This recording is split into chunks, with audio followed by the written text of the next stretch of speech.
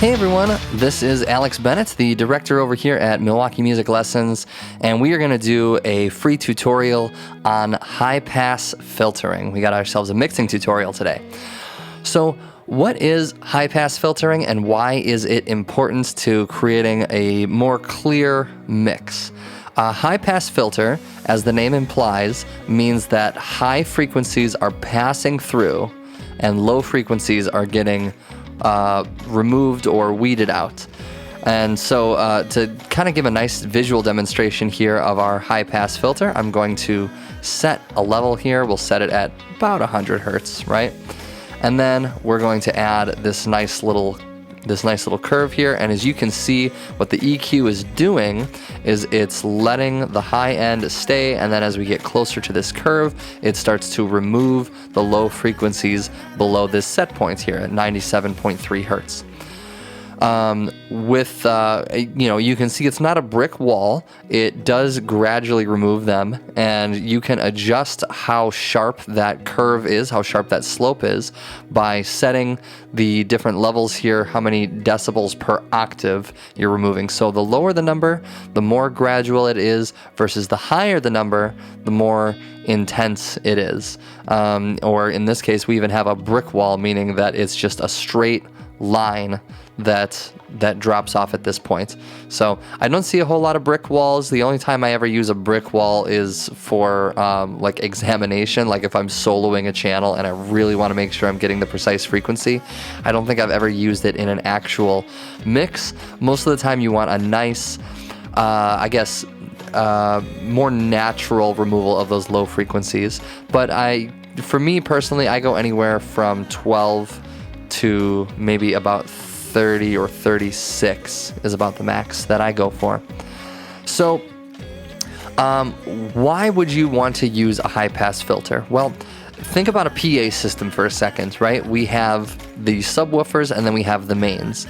The subwoofer's job is to strictly handle those low frequencies, and the mains are designed to handle everything above that. So a subwoofer might handle anywhere from 20 hertz to 80 or 100 or maybe even 120 depending on the sound system. And then the mains will handle, 100, 120 and above that. And the reason for that is because low frequencies are, one, very, very wide, meaning that when they are actually being transitioned to frequencies that stand out in the air, the actual frequency takes up a lot of airspace, and as a consequence of that, two, they require the most energy to be able to produce. On top of that, we also have a very narrow bandwidth that those subs and lows take place in, anywhere from 10 or 20 hertz, which is about the limit of human hearing is 20 hertz, up to 80 or 100 hertz. And so it's really important that that very small bandwidth have only the absolute essentials in them in order to create a sense of clarity. So we're gonna talk about a few examples of some instruments and how you might choose to remove them. And so let's start with the lowest of the lows, which would be like a kick drum. All right. Now, kick drums often bottom out around the 35, 40 hertz mark. And so if you're doing like a standard band and you're not doing like a pop or a hip hop song or something that might have subs way, way lower than that, you might decide that everything below, 30 or 35 is a waste. And so you would still, taper off that low end starting around 30, 35 hertz. If you were a bass guitar, standard bass guitar in standard tuning bottoms out between 45 and 50 hertz. Doesn't mean it can't produce frequencies that are below that, but usually they're just excess noise. String noise, body noise, noise from the amplifier. It could be all sorts of extra noise that comes into play. And so you just want to remove those excess frequencies so that way they're not cluttering up your mix.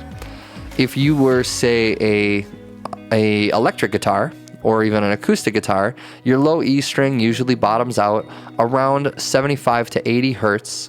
And so it might be beneficial for you to set a high pass filter around the 80 hertz mark, so that way you're not getting any extra noise or any extra chugs or just sounds that would disrupt that low frequency. For vocals, it's slightly more complicated because it can vary a lot depending on the style, as well as like how good that particular vocalist is at handling a microphone. Microphones pick up all sorts of noise from human voice. The easiest example would be like a plosive, meaning something that your vocal, like when you make a hard p sound, that airwave hits the microphone in an unnatural way that our ears don't usually pick up, and it often causes extra noise inside of the microphone and can be a real disruption on the low frequencies. So, depending on how good your vocalist is at handling a microphone, you may not even need to remove any bottom end, but in the vast majority of cases, sound engineers will remove those low frequencies. And so they might start at 80 hertz or 100, or maybe if it's a female vocalist, they might push it up a little bit higher towards like 120 or 140. There are some special cases too with vocals. For example, if you have somebody who's a harmony vocalist and you want to make sure that they stay in the background, I've seen people use this high pass filter to remove those extra low frequencies as high as 250 or even 300 hertz, especially in the case of like maybe say you have a male vocal background with a female vocal front end. The human ear likes to attract towards the lowest frequency when it comes to the vocals. So if your male vocal is coming in lower, it might be very difficult to create a sense of clarity where your male vocals are keeping in the background versus the female vocals. So I've had times where I've rolled off this low end to make sure that the bottom end of the vocals for the man stays out, and then the female vocal still pops out up front.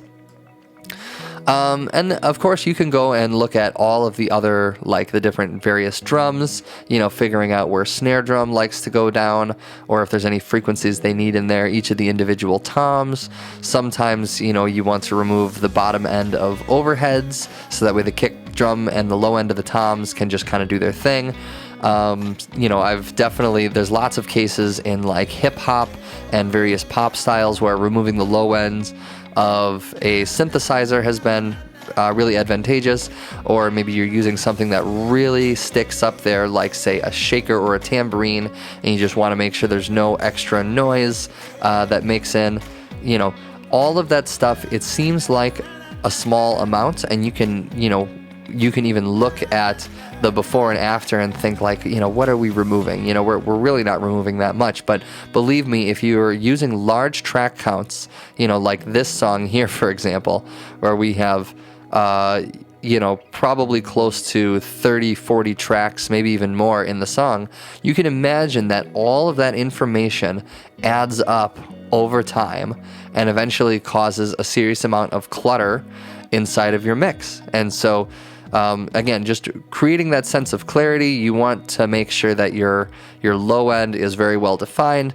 I've heard many sound engineers say you can judge the quality of a sound engineer based on how good the low end or how clear the low end is in their mix. So anyways, I think that's a nice, quick, and dirty little summary of how high-pass filters work and some of their applications.